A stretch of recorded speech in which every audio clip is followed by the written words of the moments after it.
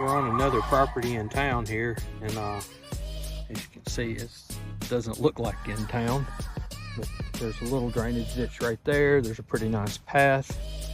So I'm hitting up a raccoon set right here, fixing to throw out some coyote sets as we move through. All right, this right here is our first coyote set. We got it on the corner. There is a creek right here, which is running down the edge of the property. There's a walk line right down through there, a good trail. So I chose this corner right here for the dirt hole set. Got the trap bedded right there. And then down in the dirt hole, we got some of Dan Davis's Alpha Delta caster lure.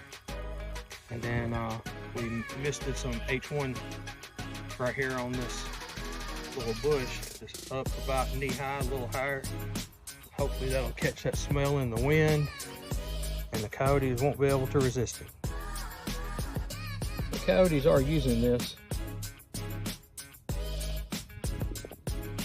If you look in front of me where I haven't traveled yet, you can see that erosion barrier, and then immediately to the right is this creek.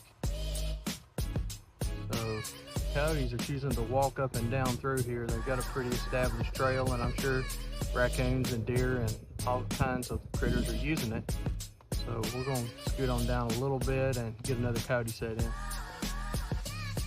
Okay, this is our next coyote set at the opposite end of that ditch, at least on this property. So I'll come right over here in this little corner. Trap bedded down right there, covered. Got two small piles of cat litter, and then I've got a bone that has all of the juice from our groundhog homemade bait. So I'll soak that juice down in the marrow cavity of that bone. So we ought to have some good smells going on here. Gonna go right over here to this opposite corner and get another set in. All right, got this set in. Tell you what, you need your traps, you need your hammers and stakes and anchors and lures and baits, but you also need some sweet tea if you're gonna trap in the South, because even though it's cool, it has worked the heat up in me getting this set in. Right here, see where the trap is bedded and covered with the grass. There is cat litter sprinkled around it, and then there is bobcat urine at the trap site, and then about 10 feet right there on the little trail where they're coming up out of the ditch, whatever that is. So we got a trail a lot down the edge. It goes back into this corner. Right there's where we had our last set. This is like the corner of the property. I'm gonna try to get in one more. Let's go. As I came back up this trail going back toward my truck, I had one more trap with me. So I got it thrown in right here. There's a stump with a good bit of traffic coming through and around it. And if you look, the creek is just right there.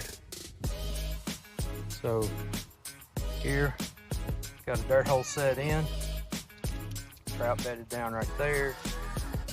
Dirt hole has some of our H1 homemade blend, and then I have misted H1 on this stick that I laid across there to kind of give me a backing.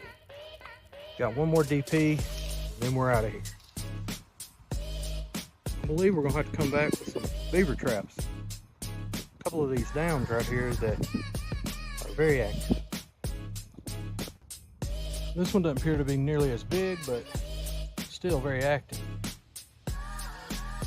Yeah, these beaver are busy all along this creek. This one right here is right at the corner of the property, and it is the most downstream of the dam. So this would be the one that we come to first. But this drainage ditch is probably 1,000 yards or longer with several dams along the way.